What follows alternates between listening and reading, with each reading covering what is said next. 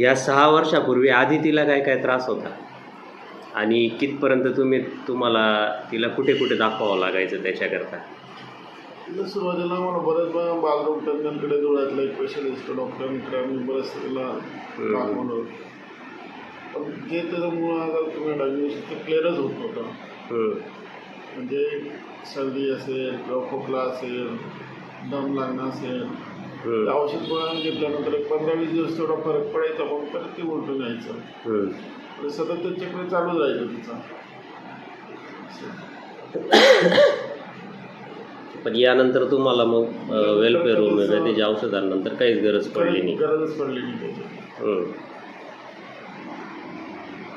तुला होमिओपॅथीची औषधं घेऊन कसं वाटतं? तुला इंजेक्शन गोळ्या घ्यायची इच्छा होते का? इतर लोकांसाठी तुम्ही काय सांगाल? ते सजेस्ट करेल ते होमिओपॅथी एक म्हणजे आजकाल जो आपण म्हणतो ॲलोपॅथिकचा जे काय असेल आपला वेळ पैसा, त्याचं दोघं गोष्टीपेक्षा होमिओपॅथी किती चांगलं आहे. म्हणजे आपल्या आरोग्यासाठी पण आणि एक रिझल्ट चांगला. वेळ आणि पैसा दोघी गोष्टी तुमच्या वाचतात. महत्वाचं म्हणजे सर्व गोष्टी म्हणजे लहान मुलांच्या बाबतीत किती इफेक्टिव्ह वाटते तुम्हाला होमिओपॅथी? कारण हिला आता लहानपणापासून आपण पाहतोय की म्हणजे आज जवळजवळ 6 वर्ष सगळं काही आपण तिचं होमिओपॅथीत हँडल केलं. ताप राहू द्या, सर्दी खोकला निमोनिया सारखी कंडिशन राहू द्या, सगळं तिचं आपण याच्यात हँडल केलं कवर. तर लहान मुलांसाठी होमिओपॅथी किती इफेक्टिव्ह वाटते तुम्हाला? खूपच चांगलं. त्याच्यामुळे 100% आणि प्रत्येक पालकांनी जर सुरुवातीपासूनच केलं तर त्यांची जी प्रतिकारशक्ती आहे ती वाढवण्यास खूप मदत होईल. म्हणजे पुढे जेणेकरून भविष्यात त्यांना ॲलोपॅथीची कधी गरजही पडणार नाही. बजेट खूप मोठमोठे आजार वगैरे जे असतात ते कधी प्रतिकारशक्ती वाढलं त्याबरोबर आजारांपासून ते दूर राहतील. आजकाल लहान पोरांमध्ये पाहिलं तर व्हायरल इन्फेक्शन फारच जास्त होते. तसं तिलाही तसाच प्रकारचा प्रकार होता, म्हणजे फार जास्त तिला कंटिन्यू होत होतं.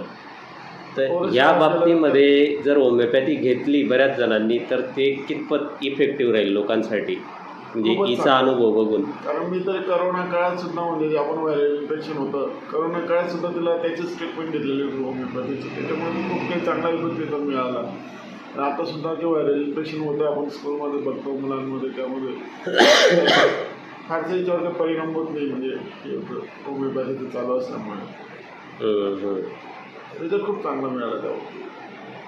ह्या 6 वर्षांचा जो अनुभव तुमचा झाला होमिओपॅथीचा हिच्या बाबतीमध्ये, त्याच्या अर्थाने तुम्ही होमिओपॅथीला किती गुण द्याल बा इतर पॅथींपेक्षा? जो त्रास पाहिला तिचा आणि जो तुमचा वेळ आणि पैसा जात होता त्या दृष्टिकोनातून होमिओपॅथीला किती गुण द्याल तुम्ही? 100 पैकी 100 गुण देईल सर. खूपच चांगला रिझल्ट मिळाला. आणि मी जर म्हटलं ना प्रत्येक पाल्याने त्या गोष्टीचा विचार केला पाहिजे पालकांनी. आपल्या मुलांसाठी, लहान मुलांसाठी तरी सुरुवातीला त्यांची पॉवर आहे, इम्युनिटी पॉवर, ती प्रतिकार क्षमता वाढवण्यासाठी तरी होमिओपॅथी केलं पाहिजे, आवश्यक आहे. आणि वेलफेअर होमिओपॅथी डॉक्टर नेरकर यांच्याकडचा अनुभव, स्पेशली यांच्याकडचा अनुभव ह्या बाबतीत कसा वाटला? 103 किंवा 104 जरी ताप राहिला तरी पण त्यांचा त्या बाबतीमध्ये सल्ला किंवा त्यांनी कधी तुम्हाला ॲलोपॅथी घ्यायला लावलं किंवा कशा पद्धतीने हँडल केलं हे सगळं? खूपच चांगल्या पद्धतीने.